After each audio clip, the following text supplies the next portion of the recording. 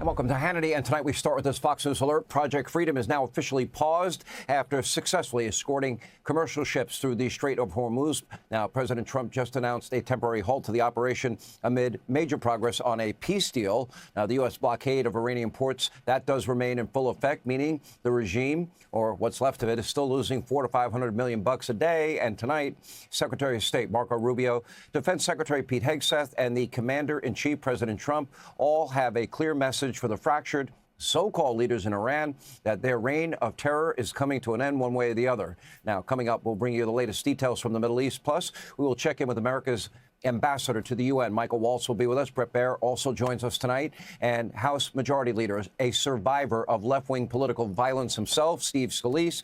He will respond to the Illinois governor, J.B. Pritzker, who is now victim-blaming President Trump after he survived yet another assassination attempt. Pritzker, who compared President Trump many times to Adolf Hitler over and over again, telling his deranged far-left base, because he wants to be president, that we are living through the second coming of Nazi Germany.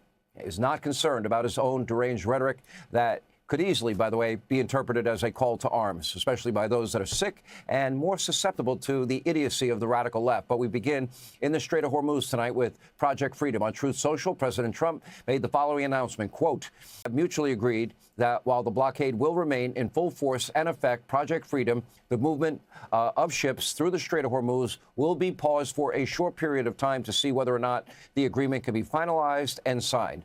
Okay, so the president, again, showing he's going the extra mile, being committed to peace. But let's see if Iran really means it. So far, their word has been meaningless. Now, the U.S. does remain, the Navy remains ready and able to restart Project Freedom and, frankly, Epic Fury at any time, which has been a huge success. Take a look.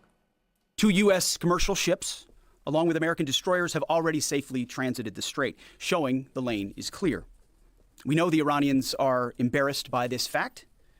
They said they control the strait. They do not. Now, keep in mind, this was a defensive operation. And in a rare press conference from the White House briefing room today, the Secretary of State, Marco Rubio, did emphasize that the U.S. has concluded Operation Epic Fury to give peace a chance. Take a look. Operation Epic Fury is concluded. We achieved the objectives of that operation. I'm not going to, we're not cheering for an additional situation to occur. We would prefer the path of peace.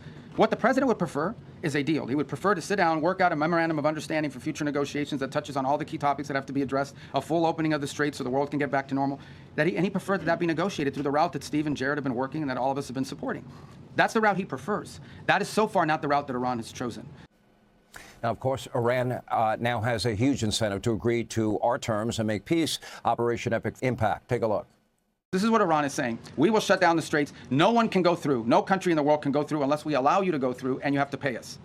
But our ships can go through, meaning the Iranian ships, as much as they want. That's crazy. Who would agree to that? So how are we going to have a situation where they get to close the straits to everybody, and the only people who are allowed to go through there 100% without paying anything are the Iranians? If you do that, they'll keep the straits closed forever. They're trying to make this some new normal. Okay, under no circumstances can we ever allow them to normalize the fact that they get to blow up commercial ships and put mines in the water. So the response to that is we're going to blockade your ships. If everyone's ships are not getting out, your ships are not getting out either. Now, this is critical leverage for the U.S. Now, if the past 5 decades taught us anything, it is that Iran's radical Islamo-fascist leaders cannot be trusted. Take a look. I don't know of any country in the world where there's a bigger difference between the people and the people who run the country. Okay, this country is run by radical Shia clerics. And that's not what Iran and the Iranian people are. Now, they may be Shia, but they're not radicals and they're not clerics, and they just want a normal life and a regular life, and in many ways a very cosmopolitan country with an incredible history. It's not that they're able to withstand pressure, it's that they don't care that their people are suffering. You understand, right? There's a difference between we can withstand pressure and we actually don't care. Now, I think there are people in their system that care more than others.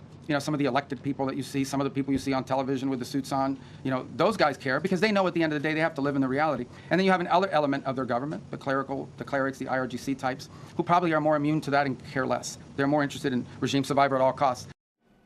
Now, let us not weapon. And a nuclear-armed Iran could do whatever the hell they want with the straits, and there's nothing anyone would be able to do about it. And that's one of the many reasons, apart from like the massive loss of life in a nuclear strike, why Iran can never have a nuclear weapon. I mean, so this is an example of if they had a nuclear weapon, they close the straits and they would tell the world, what are you going to do about it? We have a nuclear weapon. We can attack you with it. That's the world none of us want to leave behind. It won't happen under this president's watch. Primary responsibility for this Project Freedom is on the United States because we're the only country that can project power in that part of the world the way we're doing now. We're the only ones that can do it, and we're going to do it as a favor to the world. All right, thanks for watching. Check out my new podcast, Hanging Out with me, Sean Hannity. The big interviews, the debates you won't get anywhere else. Like and subscribe for new episodes every Tuesday and Thursday. Fox News is primarily covering a sudden de-escalation in Middle East tensions and major domestic political shifts. Top headlines today: Foreign policy, Project Freedom paused.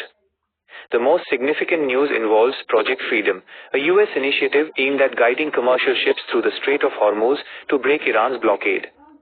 The update: President Trump announced that the operation is being temporarily paused following a request from Pakistan, which is acting as a mediator between the U.S. and Iran. The conflict, despite the pause, rhetoric remains high. In recent interviews, the administration warned of severe consequences if Iran continues to target U.S. vessels or commercial traffic in the vital shipping lane. Domestic politics, primary results. Primary season is in full swing, with Fox News reporting on major wins for both parties.